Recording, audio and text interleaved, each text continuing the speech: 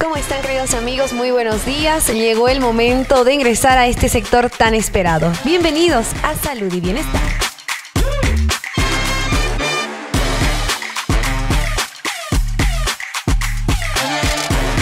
Muchísimas gracias por estar con nosotros y el tema de hoy, un tema muy interesante, el manejo del dolor en dolencias comunes. Pero para guiarnos sobre este tema e informarnos un poco más, tenemos una invitada especial. La mañana de hoy está con nosotros la doctora Ada Rivero. Ella es médico internista. Doctora, muchísimas gracias por brindarnos un espacio de su tiempo para poder informarnos y que podamos conocer más de este tema.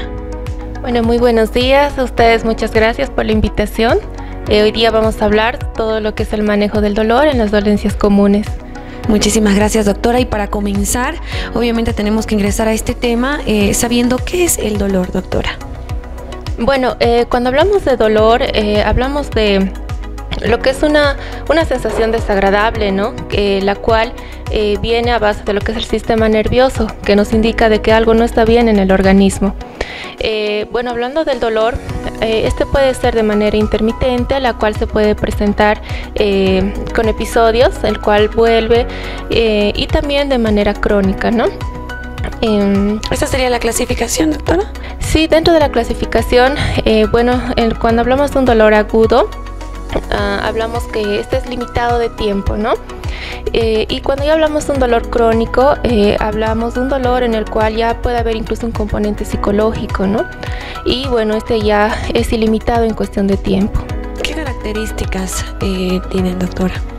Bueno, dentro de las características del dolor, tenemos que depende mucho de la duración, también de la patogenia o la enfermedad que tiene el paciente, va a depender también mucho del curso y sobre todo de la intensidad.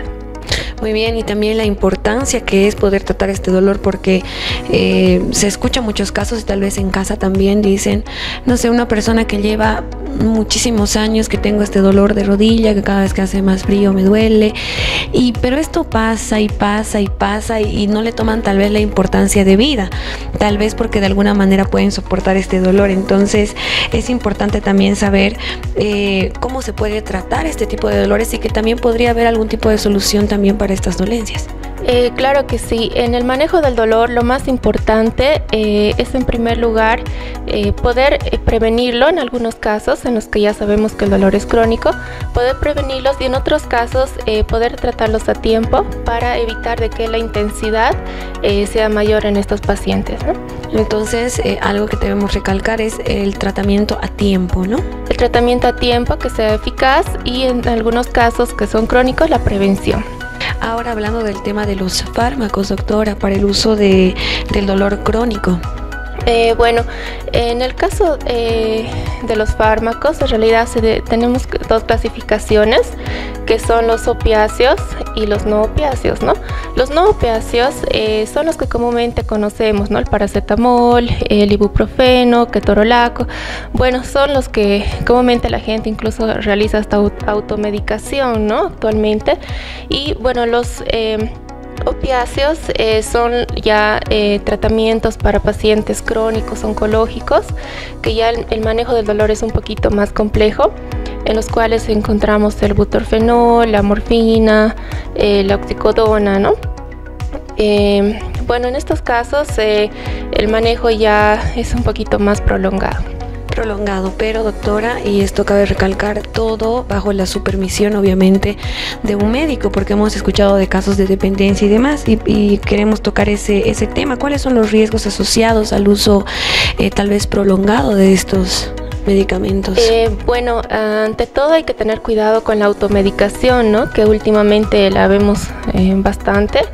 La automedicación, es importante los controles médicos, las consultas para poder recibir recetas de lo que son la analgesia, los medicamentos antiinflamatorios. Y bueno, hay que tener mucho cuidado también con los controles laboratoriales que los médicos realizamos en consultorio por la cuestión de la salud hepática y renal, ¿no? Que puede llegar a ser comprometida con el uso prolongado y no controlado de los medicamentos.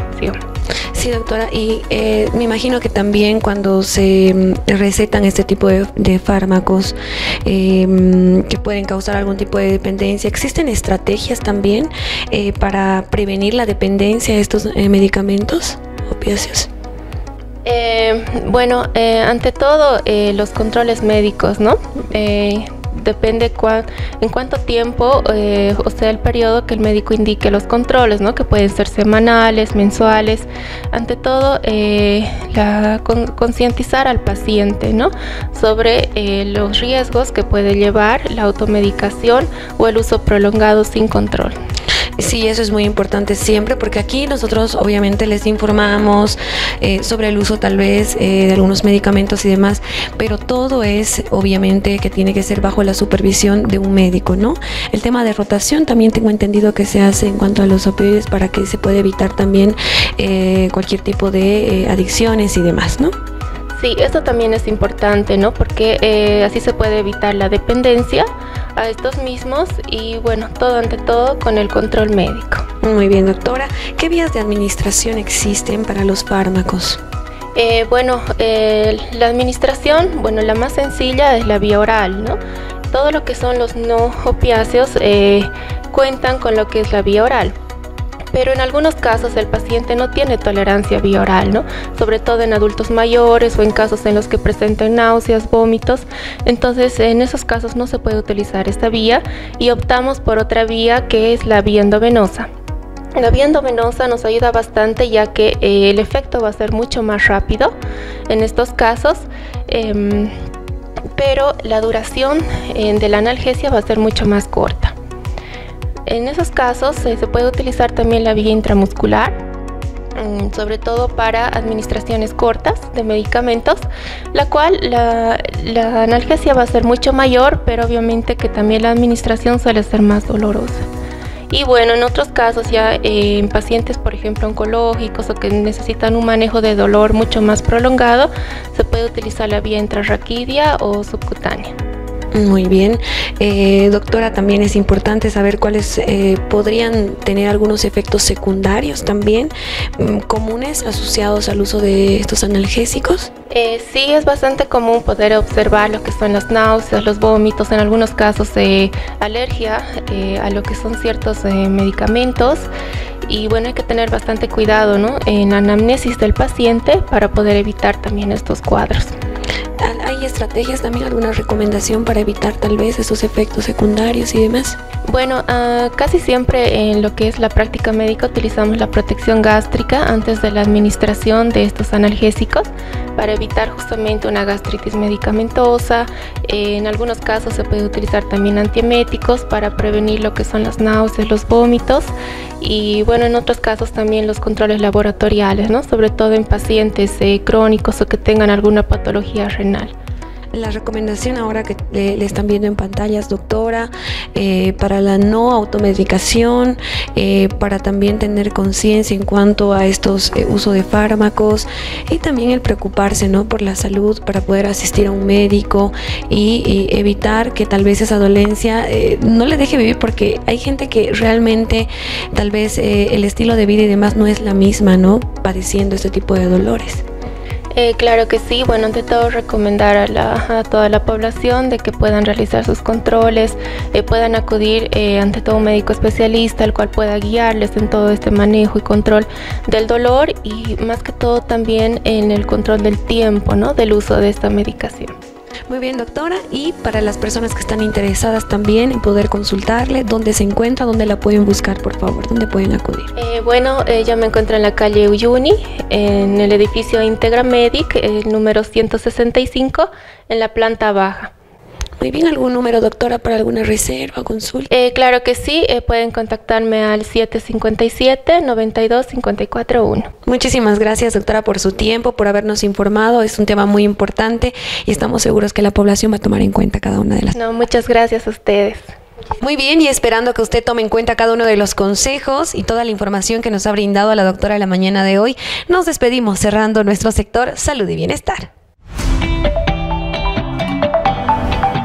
El Mañanero.